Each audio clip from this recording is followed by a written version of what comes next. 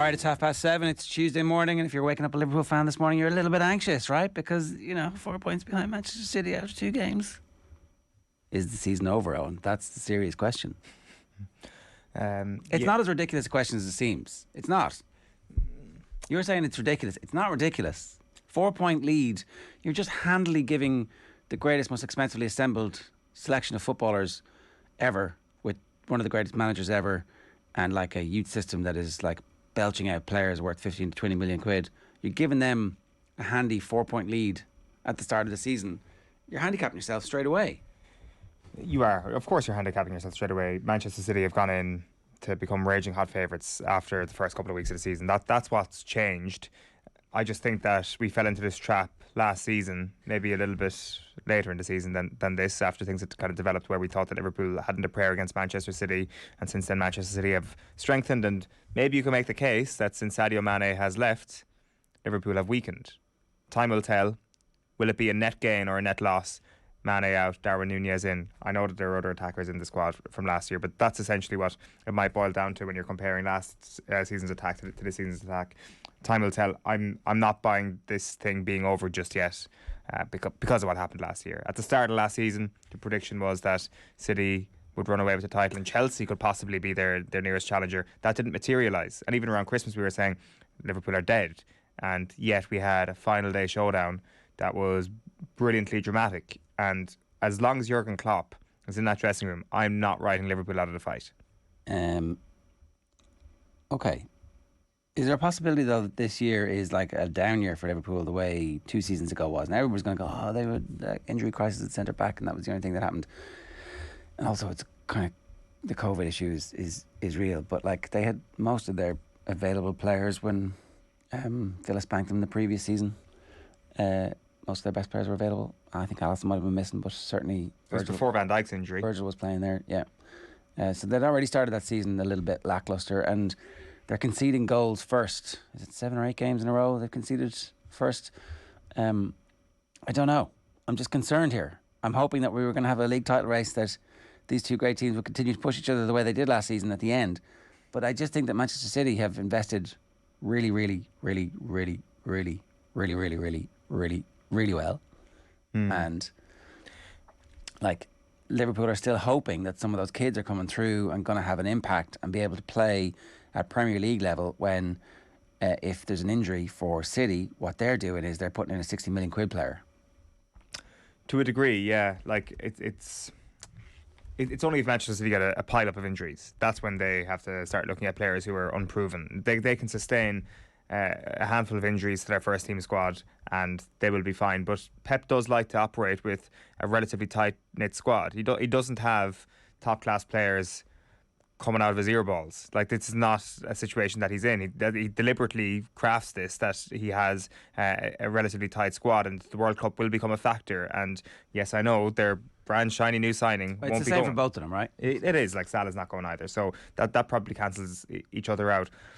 I guess my point is that we just don't know what's going to happen, and I do think the fitness thing is always going to be a factor in the story of a season, because when Liverpool got all those injuries a couple of seasons ago, that was hugely significant. Sure, they wouldn't have won the title anyway. They would have struggled to get top 2 anyway, even if they had everybody fit, given the malaise that was going on that season. So maybe that's just what happens this year.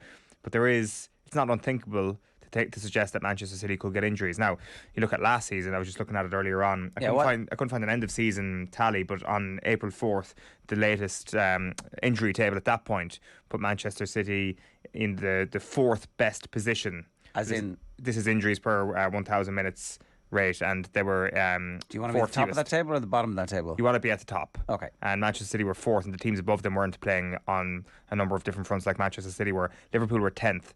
So I don't think they were as bad as they were the previous season, but they were mid-table last season. Manchester City near the top of the table. So the form would suggest that injuries are going to go City's way. Oh, okay. The one thing is, right, if you sign Thiago, you're automatically mid-table in that, because you know he's going to miss half the games. And so you can't be surprised when your star midfielder misses half of the games, because that's the injury profile. It's a bit like when, wasn't it Varane? When he arrived, everyone was like, well, this guy only plays 20, 22, 24 games a year. It's like, okay, well, maybe when Madrid were selling him, they knew something about it. Well, so yeah. you just need to be aware of these things. Like, the best ability is availability. Hey. We should get an applause for that. We should.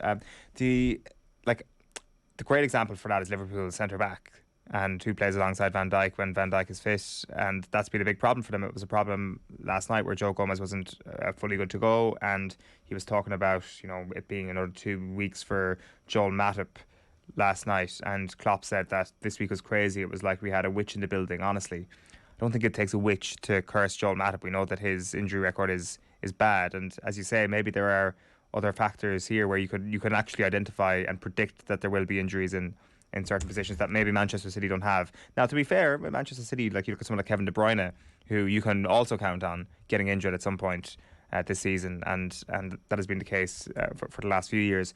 The problem is that everybody else seems relatively robust. They never signed Wijnaldum back. They never said, yeah, okay, come on back. Too late, Roma. Would they not have done that though? That just seemed like a fairly obvious grand. You got that money. Don't tell anybody. We're going to pay you fairly similar to what you're getting at PSG, but if you can do that for us, we'll work that out. Would that not have been an idea? I think we floated this, didn't we? And Phil Egan was in here and had a very reasoned response to that. That was like, okay, maybe just a little bit too old. I don't know. So let's go through some of these comments. Aina Carroll says, Mane arguably the best player is gone. Henderson long in the tooth. James Milner nearly 40. Thiago injured. Phillips and Elliott are mid-table players. The Phillips and Elliott, we don't know yet how good they're going to be, but at the moment, you would say that they're a step below the players that Manchester City are bringing Phillips in. definitely won't be like.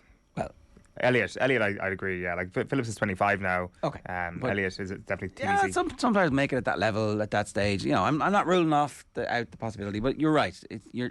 My point is that they're miles and miles and miles behind whoever's coming off the bench for City, and you're trying to go toe to toe with City in this scenario. And I don't know. I think that these early games, like these are 6 points from the home game against Palace and a game against Fulham. You expect Manchester City to get 6 points from those games. That's why this result, as opposed to the Chelsea Spurs result, where you expect to drop some points against other top 4 teams. That's fine. I think at the end of the season, Chelsea will be like, that was okay, because you can see Spurs maybe taking something off City. I'm not going to argue with you that drawing with Crystal Palace is the worst result in drawing with Tottenham. Of course it is. And like these are 4 bad points dropped by Liverpool. There is and losing 4 points to Manchester City is always going to be worrisome. I'm just making the case that it's just I feel like we fell into this trap last season. Well, John Claffey asks, were City not 12 points ahead at one stage last year? There were loads of games in hand. Were there at that stage when it was 12 points, or was it 12 points and no games in hand? I'm not sure. I definitely tweeted in the end, I definitely tweeted around the time that we could be seeing the first team to win the league by 20 points when they were on that run and Liverpool were stuttering around the middle part of the season. What happened, City? Was there something specific? I can't remember why did they stutter? Might they have stuttered because they didn't have a goal scoring machine at centre forward? It's possibly a factor, to be fair. And like I do think on Saturday that Manchester City win the game 4-0 last season, and they've had an ability to do that at home at multiple times over the past few years, like regularly beating Burnley 5-0. And I don't think what we've seen over the first 2 games is, I don't think the results that have come on the back of Erling Haaland being there. It's just things can get even better is the problem, because Erling Haaland at the weekend didn't even explode. In the previous week he was excellent. He had a couple of significant moments that really signified why he is one of the best young players in the world. So that's kind of the worrying thing, is that he's been good the first 2 weeks and he can get even better. Like his assist for Gundogan on Saturday was absolutely incredible. It was so you think that, but they would have found another way to win that game 4-0 last season. Yeah, but I kind of think that doesn't matter, right? They were a very good team, and they've been a very good team for the last 3 or 4 seasons, record breaking in some instances. But they've got better, is the problem. You can't deny they've got better by adding him in. It turns out we were concerned. We hoped as neutrals that perhaps there would be a betting in period and it would take a bit of time, and that actually he would upset the equilibrium of the team. Blah blah blah blah blah blah blah. Didn't happen. Hasn't happened. Now it's very early. Maybe there's a massive. I see pictures of him in the sea in Spain. It's like maybe that would piss people off somehow. I don't know. Maybe they were all allowed to go to Spain and it's no big deal. But like the rest of the league is desperately hoping that somehow something happens where a resentment creeps into that changing room and people start passing to him on purpose out of rivalry. That's the only thing that I can see that might possibly go wrong here. Some Mbappe style, like there are many kings in this world, there's only one God. I am Mbappe, Romario, who was the original with the quote. I am Haaland, I am God. That's a God complex infesting the changing room is the only thing that can stop them now, right? Yeah. You still think Liverpool could stop them? I still think Liverpool can mount a title challenge. Yeah, I'm like. How close will they get it now? Will they lead the league at any point this season? Are you asking me to honestly predict? And my honest prediction is no. I don't think so. I think Manchester City will. I predicted before the season Manchester City will win the league, and I'm predicting now that Manchester City will win the league. Them going 4 points clear of Liverpool certainly strengthens that. Well, it removes a lot of the sense of jeopardy that we might have had if the results had been somehow the opposite. We'd all be very excited. I just think that we're still in the realm of prediction now, and like at the start of the season, if you asked me would Liverpool lead Manchester City at any point, I'd be like, I'm not actually sure they would, because I still think Manchester City will win. Start of the season. But so did City. Fixtures. So did City, and like Liverpool, to be fair, have had Manchester United third up, and Manchester, I'm talking about the start of the season. Man United was suddenly going, wow, we're playing. This team aren't great. Yeah. My point is just that let's just not write the season off completely for the title race. And as we saw on Sunday, maybe those two teams in Spurs and Chelsea will go a lot longer than we think. And like maybe it's last year's prediction. Maybe last year's prediction is actually the one that maintains it this year, where I thought that Chelsea were actually going to challenge for the Premier League title after winning the Champions League, and Liverpool would fall back a little bit. Maybe that's just what happens this year, where Chelsea become the second in command and Liverpool finish third. And like I know a lot of people made that prediction for Spurs that they would be able to usurp Liverpool as well. So maybe we can separate those two things. Is the title race over? No. Are Liverpool going to win it? Possibly also no. Okay, very quickly, some comments. Owen Cleary, the question is, have Man City turned the Premier League into the Farmers League? Chris Cal says, title over then. Richard Redball says, the Klopp smile is starting to slip. Van Dijk defends on vibes. And Klopp is having a go at reporters already. The curve is on the way down. Owen Cleary, I've already done that one, I think. Liverpool certainly have an ageing midfield, and the drop-off beneath that is young and unproven. Certainly a drop incoming. 2 or 3 midfielders needed next year. Maybe can you convince and spend 100 million and sign Jude Bellingham now and change the vibe? Genghis Khan says, Liverpool have the longest current unbeaten streak in the league. 20 games. Relax, Ger. I mean, you get a point and you're unbeaten, but you get a point and you fall 2 behind. That's what's happening. So the unbeaten is kind of like they would have been better.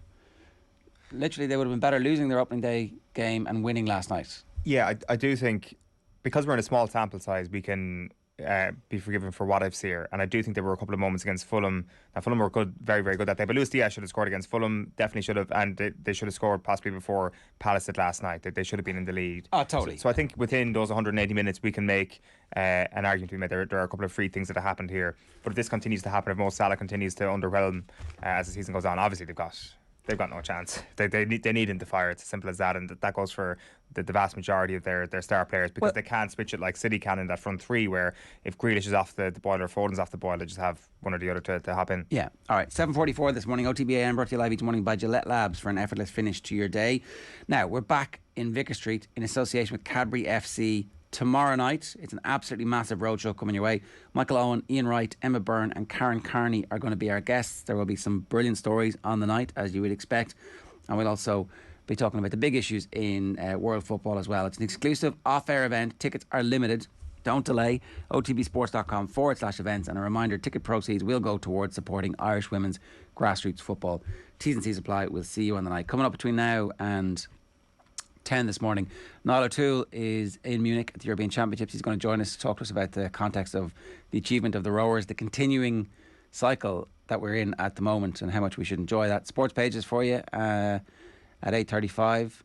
We'll have a lap of honour from John Duggan, deservedly so, after another big win in virtual insanity. Gareth Roberts is going to join us to talk about Liverpool at 8:50, and Max Watchman is going to talk to us about the Dublin Horse Show, which takes place this weekend. We want to hear from you. 0879 180 180 is the WhatsApp number, or of course you can leave a comment on the YouTube stream for us as well. I realise it doesn't quite work the same, but you've been yerring away Arsenal now for a while, and things have changed, and you're getting sucked in because they're on telly. You're like, the backside of it is like, ooh, I love these guys now. And they're on TV again this week. They're in the 5:30 game against Bournemouth on Saturday. So they're just... You're like Michael Cheika. They're your boys now. My boys now. I think, to be fair, I was I right last season when I yeared them away? How did they finish? They did finish 5th, so yeah, I guess so. They did bottle it in the end, which I thought was coming. Although I think I started to change my tune within the last month, where I thought this could actually happen, and it didn't. So maybe they'll tease us along for the duration of the season. But as I said last week, it could be a case where they have a very good year and there are 4 teams better than them again this season. When Gabriel Jesus signed, I quickly found his XG and WhatsApped it to you, and I was like, look, this guy's rubbish. Don't be getting your hopes up, bets. And then all of a sudden, it's wrong. So whatever was happening to him. Well, I mean, you say that he should have scored 5 goals on Saturday. I know, but 2. You take that. You take the 2 goals being scored actually, as opposed to the expected goals that he's missing. Yeah, and the first goal was an XG of .00001. I would suspect it was an absolutely phenomenal finish, and he's just been a revelation, and by all accounts has been outstanding behind the scenes as well, inserted immediately into the leadership group that Arteta has created around Martin Odegaard. Just reading a piece in The Athletic yesterday, apparently it's a 3-man leadership group: Odegaard, Gabriel Jesus and Granit Xhaka. Granit Xhaka is probably going to become Arsenal captain again at some point this season when Odegaard is out or is rested. What a turnaround that whole story arc has been. And I think even as recent as last week or the week before, Arsenal were saying, well, we'll buy Yuri Tielemans if we can sell Granit Xhaka. And I'm not sure how true that is, because when you look at the All or Nothing documentary, I know everybody comes across really well because Arsenal are taking part in it. But Granit Xhaka does come across as really well, and even when he gets a red card against Liverpool last season in the EFL Cup, he's laughing and joking with Bukayo Saka about how he saved the team from a certain goal at that point because Saka gave the ball away, and Saka should be thanking him for taking the red card, taking one for the team.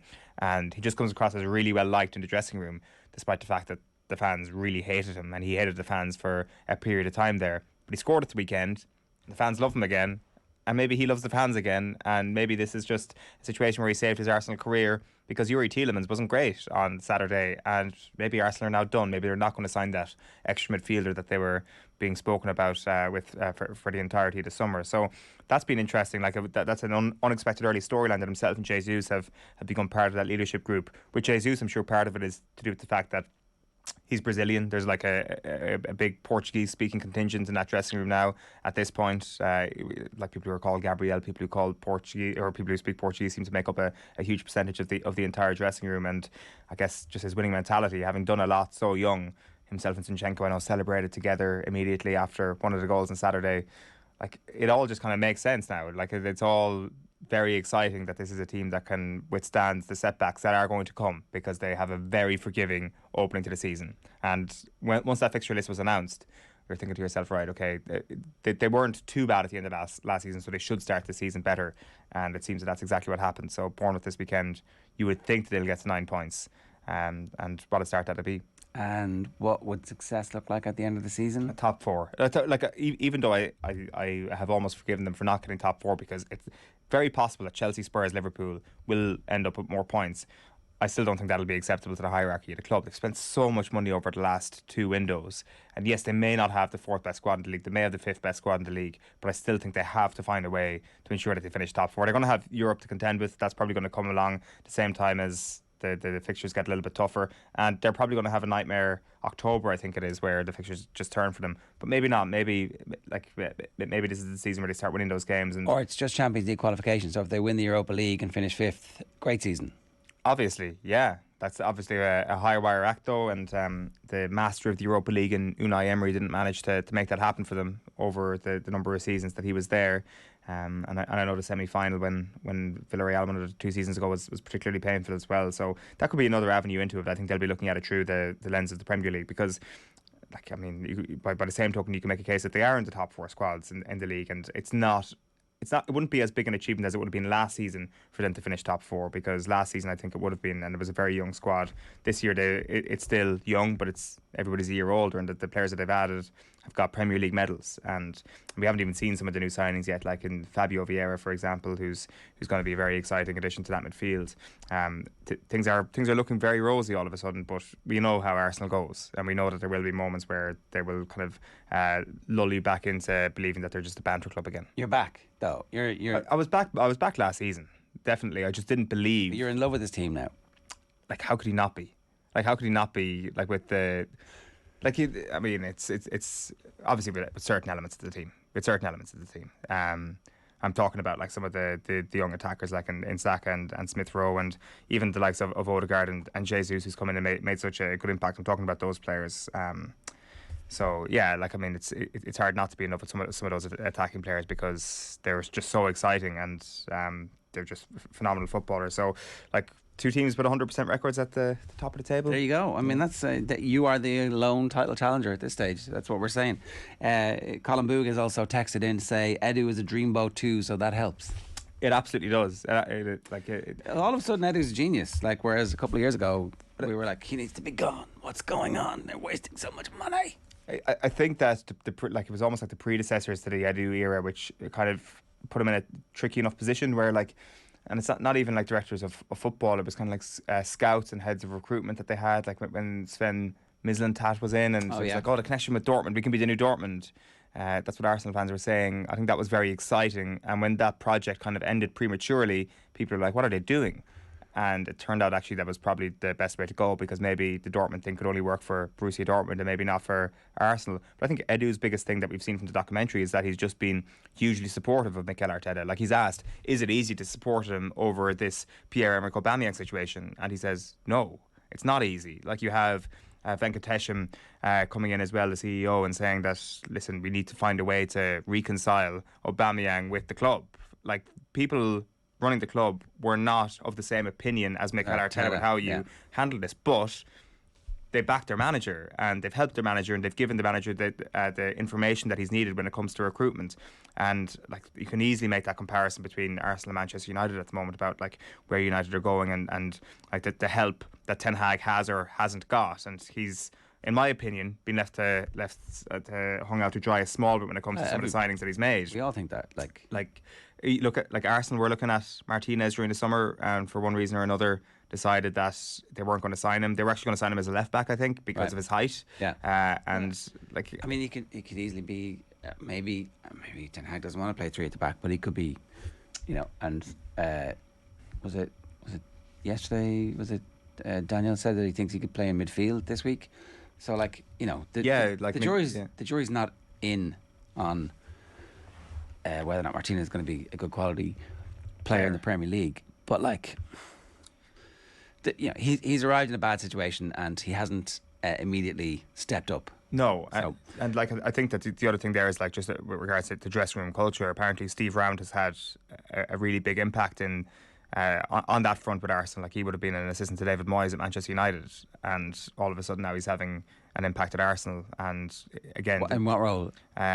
Is it an assistant coach? I think assistant first team coach, or first team coach. And it's funny how all that stuff really matters. Mark Dunning says the mood of the ground in the Emirates has totally changed over the last 18 months or so. Fans are genuinely excited at the moment. I think that comes from the quality of young players. First off, that gives everybody, and then the manager saying stuff and being consistent, and actually getting rid of Aubameyang. Like, it worked. It was a very important moment where there's a wrestling going on between the money and the sunk cost and the fallacy of sunk cost. Well, we've already spent all this money and we've invested so much time and emotional energy in him, and he's our leader, but, like, he's driving to the North London Derby in his Batman car late, revving the car stuck in traffic. You're like, come early or don't come at all. Yeah. Because you're the captain. So I think, like, we weren't sure. Like, we spoke a lot about that on the show last year, and I was very unsure about that decision, because he was awesome at his best for Arsenal, and goals are notoriously hard to buy. It turns out Arsenal are missing them. It turns out, like, you need a style of play that's going to deliver chances for people again and again and again and again, and, like, that has to be the overarching thing. And this is the difficulty. So this is the difficulty with the green, yellow, and red last night from Manchester United's perspective. Like, I think that for all of the brilliance of the analysis that you see from Gary Neville. I didn't see the slot live, so we've only talked about this afterwards with Colin. But Neville did the whole transfers since Ferguson, power rankings, as you will, performance rankings, and the vast majority of them are in red, as we know. We probably know this by now, but 2 players made the green, and it's Bruno and Zlatan, right? Like, I think that's their problem, is that they're addicted to these moments, and they're addicted to the celebrity moments, as opposed to actually having a style of play that is going to overwhelm the opponents. And that's what Man United need. That's what Arsenal have built. They got rid of... You would have put Aubameyang in the green, right? But actually, he damaged the club. Forcing everything to go through damages in the short term and the long term, because you can't build a plan. You're then reliant on that one individual to show up. And if they don't show up, if they have a bad night, or if they're marked out of it, or if the opposition decide, well, all they've got is this guy, then the team isn't actually benefiting from having that guy in the team. I think the best comparison there is the Ronaldo situation at United. Like, the Ronaldo situation at United is like the Aubameyang situation on a Mario Kart mushroom. It's just everything about it is just bigger, more goals, or seemingly more explosive potential, but also more problems. And the millstone around the neck that he has proved to be for the club seems to be infecting everything on a much bigger scale than what Aubameyang was like at Arsenal. I actually suspect, because he's a very traditional number 9, that they might have been able to make him work. But I don't know. I don't know what position Bruno plays, really. I don't fully understand how and where on the pitch he's supposed to get the ball, and where and how he's supposed to influence the game over a 5 or 9 or 12 game stretch. And maybe there are football minds who can actually accommodate him in the team, and the team can look the same week in, week out, but he can do something that nobody else can do, and that's fine. But at the same time, I don't think he hasn't been in the green for the last 18 months. Like, he hasn't been contributing for the last 18 months. I don't know. I think the position thing is definitely an issue, and how, like, I mean, he seemed to have broken the mould for a number 10 in the Premier League when he first arrived. Everybody was like, the 10 is dead. There is nobody who can play this position anymore because of the requirements of modern football and the pressing game. And Bruno, during COVID, was doing it, and he was kind of defying the expectations. But maybe those predictions were correct, and there needs to be a new role found for him, because the 10 maybe just doesn't work as great as it used to 10 years ago. But we have buried the lead here this weekend, and I guess from the entire weekend, and from yesterday's show into this morning's show, and that is, of course, Saturday morning. You wake up nice and early, get yourself a coffee, hope for Lampard to finally put Aston Villa fans out of their misery. No, but it turns out you never hope for that. Frank Lampard maybe isn't a great manager either. It was 2 heavyweights slugging it out, 2 kind of like heavyweights past their prime in one of those bouts that doesn't get televised. I know, it's going to be very interesting to see what they become as managers. Like, Everton is obviously a very difficult job, and they definitely have a witch in the building. Every game, somebody goes off after 15 minutes and gets injured, and then they have to sign somebody to fill that place, and then another injury happens. Yeah, like the witch in the building. A lot of clubs have had witches in the buildings, and the witch seems to come back year after year after year, and then all of a sudden they manage to fix it. Like, Manchester City don't have any witches in the building, it turns out, and they're like, that helps them be consistently excellent. Well, that's they obviously have the best medical staff. Yeah, and frequently that's the thing that separates one team from another. But in terms of the non-witch stuff, the stuff that Gerard can control, like, did you see more on Saturday that you thought, you know what, maybe? Well, it's funny, isn't it? Did he pick Tyrone Mings? Yes, he did. So Tyrone Mings obviously eyeballed him, like, stood over him and said, what do you have to say to me? To my face?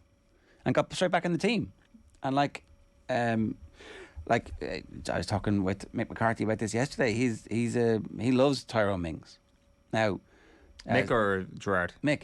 But Stephen Doyle's like, the English media never point out his problems. And Mick's like, no, there are no problems. I'm doing it, a disservice before Mick's like, that's not what I said.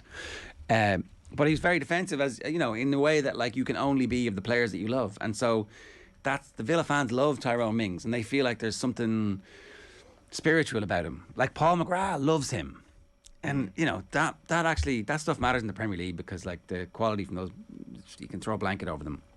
Yes, Tyrone Mings makes mistakes, and they don't really like the Gerrard management team. Certainly last season didn't believe in him and would tell him as soon as he got the ball to get rid of it, and he'd be under instructions. You'd hear them shouting at him. It's not. I mean, I'm sure they shouted at everybody, but they weren't shouting like, "Be creative, get your head up, see what you can do. You be your best self." It was like, "Don't screw it up." So I think that that was interesting to see that they reverted to him. They also put Ollie Watkins back in the team. Like, I don't know about Coutinho, really. I think Coutinho's going to be a man for moments. Got injured as well, didn't he? Well, they weren't sure if it was cramp or not. Oh, right, okay. But Emi Buendia came off the bench and was really good. And so maybe Buendia finally starts to deliver week in, week out on the promise that he showed. And Coutinho's like a rotation player who you don't have to rely on. What a sad decline for Philippe Coutinho, a rotation player at Aston Villa. Because I thought Aston Villa would be a little bit of a trampoline for his career. Go link up with his former buddy, drop down maybe a level below his talents just to play for Aston Villa for a while. And then go to Newcastle. Well, I don't know. Like, I mean, Gerrard has this Tyrone Mings thing. I guess he's got a little bit lucky with it, because if he didn't put Tyrone Mings back into the team against Everton, the Diego Carlos injury then makes it look like he's only putting him back into the team because Diego Carlos is out for the whole season, and he'd be stuck with, and you're only putting him in because you don't want to play Ezri Konsa and Callum Chambers together at the heart of your defence. Whereas at least he's got out ahead of that, so he's got a little break on that front. He has, and I guess you make your own look in some ways. And he did put him back in the team, and Mings responded, and Emi Martinez is still pretty interesting as a goalkeeper, and there's enough there, but like I don't know. I think like Danny Ings is on a whack of money. Luca Dean is their highest paid player. They just haven't managed the thing that you want them to manage in a way that suggests they understand the cost of having Luca Dean be the price that Luca Dean is, that you can't have two players on a similar salary who can both make an impact. Like there's a limited number of resources, and so therefore you shouldn't be signing players from other Premier League teams. They've done okay in the transfer market, but a load of players have been burned out who are on high wages and who aren't in squads. And so look, I don't know. There obviously there'll have to be some more incomings now. We'll see where they finish. But like, it's mid-table. That's kind of your ambition at this stage. Like they struggled to beat Everton 2-1. Everton are going to be in a relegation battle. Villa will be on the fringes of that relegation battle, in between 8th and 15th. That's what we're aiming for. Yeah. Yeah, it's I don't know, mid-table with that squad is probably about right, but you obviously had loftier notions. Well, with the investment, it might not be. If you were just a bit smarter with your investments, and I again, we were talking about this on Friday. I blame them for letting Carney Chukwuemeka go. I think like if you're setting your stall out as like one of the best young progressive managers in English football with an eye on the Liverpool job, and there's a superstar wunderkind at the club, you think that you're going to be like, I'm going to turn you into the best footballer in the world. And that would help. But is Steven Gerrard more or less likely to get the Liverpool job now than he was before he took the Aston Villa job? I would say at the moment less likely, because the reality of what life is like in the Premier League is week in, week out grind, and he's under that microscope in a way that he wasn't at Rangers. Like, people didn't watch Rangers week in, week out the way they're watching Villa. He wasn't on TV. He wasn't making the error of like coming across like a bit of a macho whatever about Tyrone Mings. Like, why did he have to tell us about that thing with Tyrone Mings? Why didn't he just tell Tyrone Mings and put Tyrone Mings back in the team? Everyone was like, oh, brilliant man management. Took the captaincy off him. Tyrone Mings responded with a brilliant performance. Now, maybe Tyrone Mings only responded because Steven Gerrard went public. Maybe that's the only thing that Mings understands. That's certainly what Souness was saying, I think, in his column at the weekend. So